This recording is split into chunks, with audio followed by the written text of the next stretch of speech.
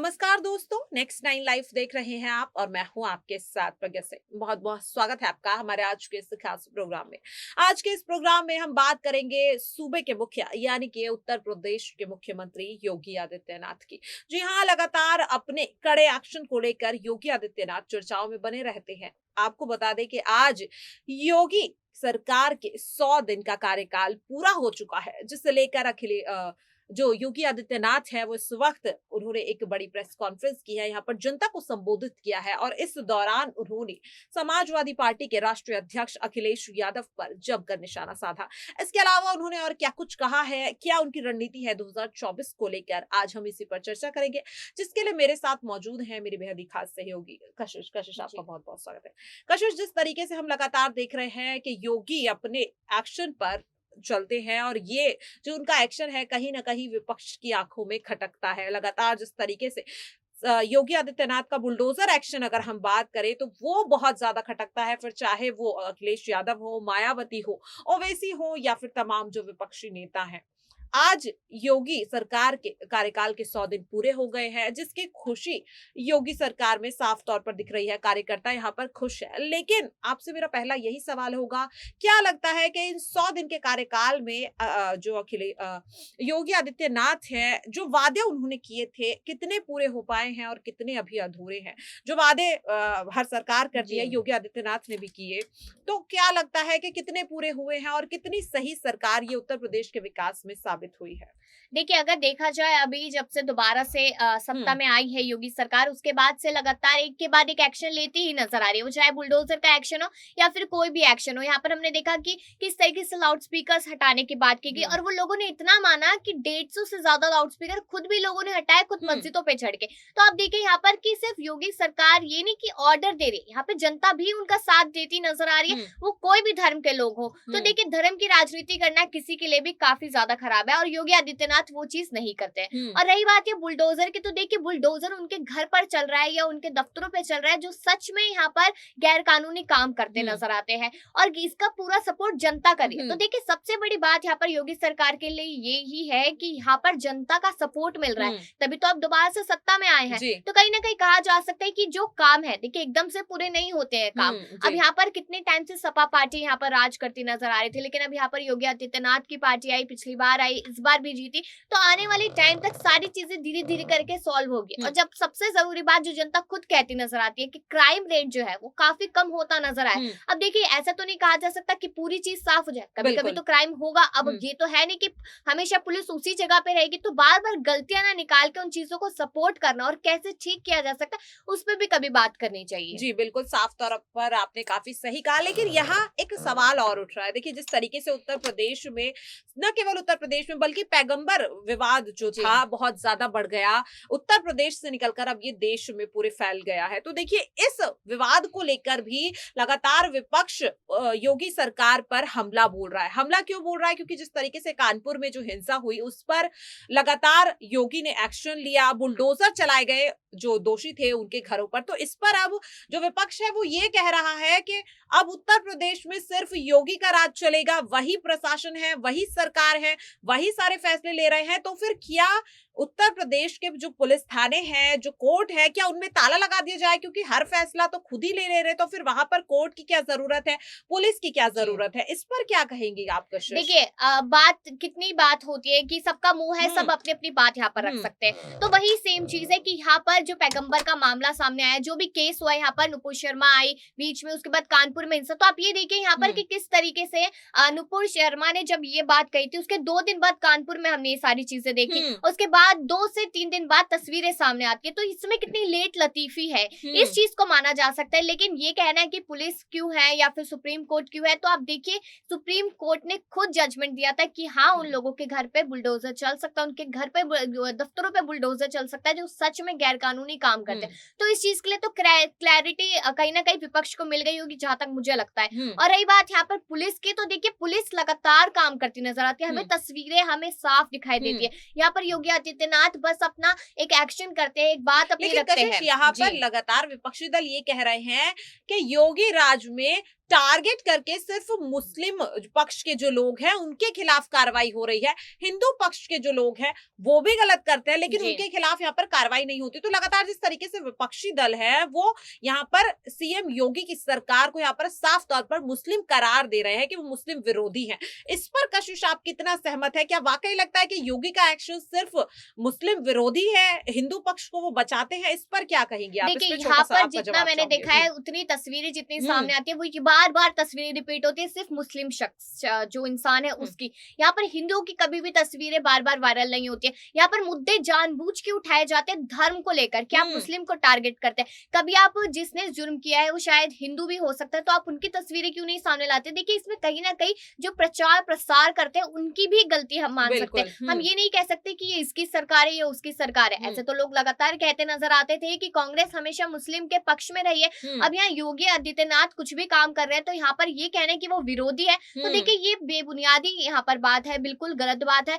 बात यहाँ पर यह है कि तस्वीरें बार बार रिपीट कौन सी होती है? रिपीट सिर्फ धर्म में यहाँ पर राजनीति करने के लिए मुस्लिम्स की रिपीट की जाती है। बिल्कुल साफ तौर पर जिस तरीके से आपसे बात करके यही पता चला कशिश के कहीं ना कहीं सियासी फायदे के लिए धर्म से जुड़े मुद्दों को ज्यादा उछाला जाता है, विपक्ष यहाँ पर अपने सियासी फायदे के लिए इस्तेमाल करता है। जिस तरीके से सभी विपक्षी दल यहाँ पर सीएम योगी आदित्यनाथ को घेर रहे हैं। चलिए इस बीच आपको एक वो वीडियो भी दिखाएंगे जिसमें किस तरह से सीएम योगी आदित्यनाथ के योगी सरकार के 100 दिन के कार्यकाल पूरे होने के बाद क्या कुछ वहां पर माहौल रहा और क्या कुछ यहाँ पर सीएम योगी आदित्यनाथ ने कहा है। पहले दिखाते हैं आपको वीडियो। उपस्थित भाइयों बहनों,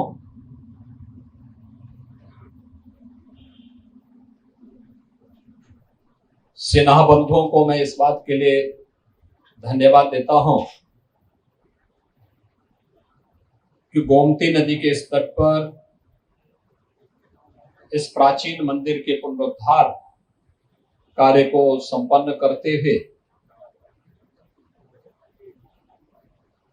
महंत रामसेवक दास जी के साथ उनके सानिध्य में बजरंग बली की भव्य प्रतिमा के साथ ही अन्य देव विग्रहों को यहां पर स्थापित करते हुए आज विधिवत प्राण प्रतिष्ठा का कार्यक्रम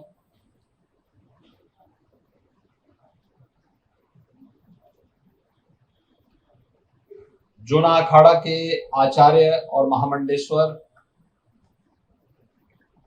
पूज्य संत स्वामी अवधेशानंद गिरिजी महाराज के सानिध्य में अभी संपन्न हुआ है।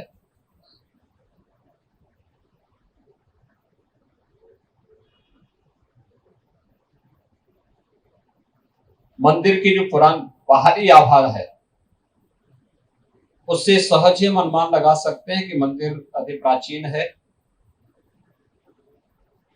और समय के अनुरूप पुनरुद्धार की कार्रवाई के माध्यम से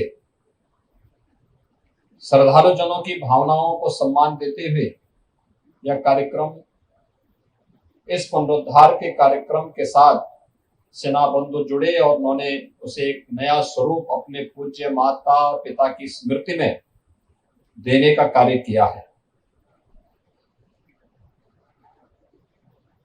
भाइयों बहनों, जो हमारे देव स्थल है ये हमारी श्रद्धा के केंद्र बिंदु तो होते ही हैं,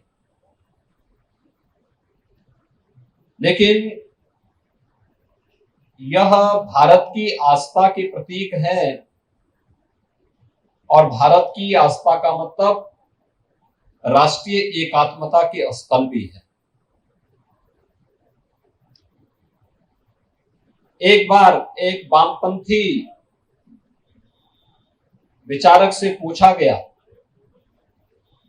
कि इस देश के 4 धामों के बारे में क्या उनके विचार हैं, तो उन्होंने एक बात कही। उन्होंने कहा श्रद्धा आस्था लोगों के अपने व्यक्तिगत विषय होते हैं, लेकिन जब हम भारत के परिप्रेक्ष्य में इसकी बात करते हैं तो वह विराटता को एकात्मता में जोड़ने का कार्य कोई करता है तो वह भारत के देवस्थल करते हैं। और किस रूप में? उन्होंने उदाहरण दिया था आदि शंकराचार्य का। उन्होंने कहा कि जो लोग कभी कहते थे कि भारत एक राष्ट्र नहीं है, राष्ट्रीयताओं का समूह है, अलग अलग राजनीतिक इकाइयां राज्यों के नाम पर, खासतौर पर राजे रजवाड़ों के नाम पर जो उस कालखंड में थी, उन सब को लेकर के जो लोग भारत की राष्ट्रीयता पर प्रश्न खड़ा करते थे, उन्हें ये नहीं भूलना चाहिए कि केरल में जन्म लेने वाले आदि शंकराचार्य देश के 4 कोनों में 4 पीठों की स्थापना करते हैं। राजनीतिक इकाइयां कहीं उसमें बाधक नहीं बनी। धर्म के मार्ग पे राजनीति कभी बाधक नहीं बन सकती, बल्कि वह उसके संवर्धन में, उसके संरक्षण में अपना योगदान दे सकती है। और आदि शंकराचार्य के द्वारा बनाए गए 4 पीठ हैं, या इस देश के 12 ज्योतिर्लिंग हैं, 51 शक्तिपीठ हैं, अन्य महत्वपूर्ण जो धर्मस्थल हैं, ये वास्तव में केवल आस्था के ही केंद्र बिंदु नहीं है, बल्कि यह भारत की एकात्मता के भी प्रतीक है। किसी देव मंदिर में जब एक श्रद्धा के साथ कोई जाता है तो उसकी जाति, उसका क्षेत्र, उसकी भाषा कोई नहीं पूछता।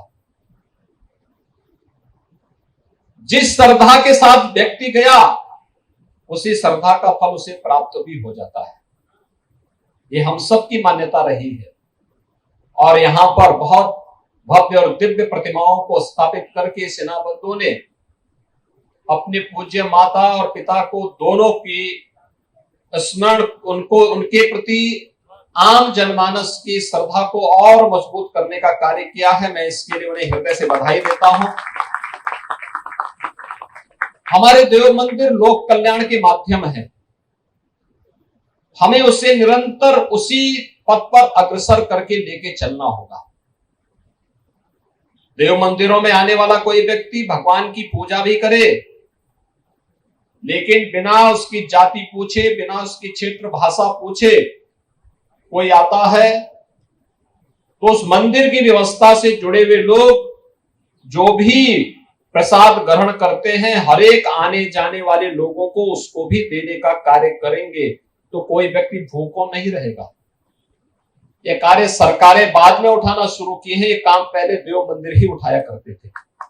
भंडारे वहां चलते थे, इसी बात को लेकर के चलते थे, कोई भी रात चलने वाला राहगीर भूखों न रहे। और यह व्यवस्था प्राचीन काल से चली आ रही है। अन्नदान अपने आप में एक महादान है। भाइयों बहनों, कोरोना जैसी महामारी का सामना इस देश ने किया है। इस सदी की यह सबसे बड़ी महामारी थी। फिलहाल के लिए इस कार्यक्रम में इतना ही। बाकी ऐसे ही तमाम अपडेट से जुड़े रहने के लिए देखते रहिए नेक्स्ट 9 लाइव। नमस्कार।